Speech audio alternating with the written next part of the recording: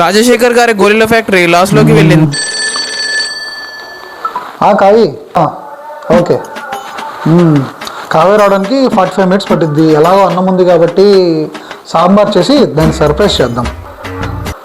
How to make sambar at home. Friends, welcome back to my channel think like కావి. ఇప్పుడు మనం 5 నిమిషాల్లో tasty sambar ఎలా చేసుకోవాలో తెలుసుకుందాం. కిచెన్ లోకి వెళ్ళి రెడీగా ఉండండి. ఈ వీడియోని స్కిప్ చేయకుండా కరెక్ట్ గా చూడండి. ఫ్రెండ్స్, ఇప్పుడు మనం సాంబార్ తయారు చేసుకోవడానికి కావలసిన మెయిన్ ఇంగ్రీడియంట్ ఉల్లిపాయ. ఇది మామూలు ఉల్లిపాయ కాదు, సాంబార్ కి బ్యాక్ బోన్ లాంటిది.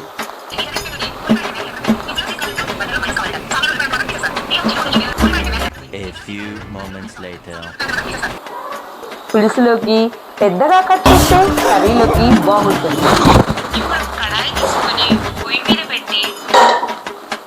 ఇప్పుడు 5 గంటలు ముందుగానే నానబెట్టుకున్న పప్పును తీసుకోవాలి. 5 గంటల ఆ తర్వాత 215వ ఎపిసోడ్లో సాంబార్ పొడి ఎలా తయారు చేసుకోవాలో చూసాం కదా, దాన్ని కూడా తీసుకుందాం. రావుకాలంలో పుట్టుంటారు.